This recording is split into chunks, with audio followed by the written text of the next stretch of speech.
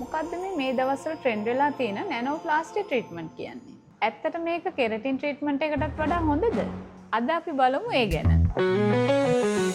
නැනෝප්ලාස්ටි කියන්නේ දැනට තියෙන හෙයාර් ට්‍රීට්මන්ට් අතර බෙස්ම කැටගරි එකේ තියෙන මොඩර්න් ට්‍රීට්මන්ට් එක. ඇත්තටම ඇයි අපිට මේ වගේ ට්‍රීට්මන්ට් වලට යන්න වෙන්නේ? ප්‍රධානම හේතුව තමයි ඩැමේජ් හෙයාර්. නිතර හෙයාර් අයනින්, කර්ලින්, හෙයාර් කලරින්, බ්ලීචින් වගේ දේවල් කරනකොට කොණ්ඩේ ඩැමේජ් වෙන්න තියෙන ඉඩකඩ වැඩි. විශේෂයෙන්ම මේ වගේ කෙමිකල් ට්‍රීට්මන්ට් වලදී ගාණ අඩුවට තියෙන low quality product use කරාම කොණ්ඩේ ඩැමේජ් වෙන එක අනිවාර්යයෙන්ම වෙනවා. එතකොට තමයි hair එකේ outer protective layer එක open වෙලා dry, frizzy, unmanageable look එකක් එන්නේ. hair structure එකේ cuticle එක open වෙනවා කියන්නේ මේකටම තමයි.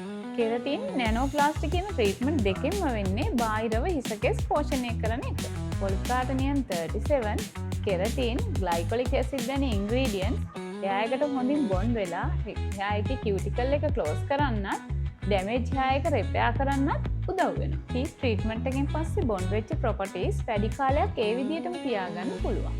healthy hair එක තමයි silky and shiny look එකක් තියෙන්නේ. මට නම් කෙරටින් and නැනෝප්ලාස්ටි කියන ට්‍රීට්මන්ට් දෙකම හොඳ රිසල්ට් තියෙන ට්‍රීට්මන්ට් කියලා රෙකමන්ඩ් කරන්න පුළුවන්.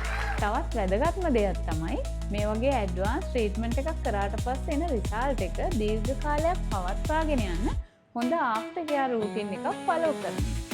ඒ ගැන මම ඊළඟ වීඩියෝ එකේදී ඔයාලට කියලා දෙන්නම්.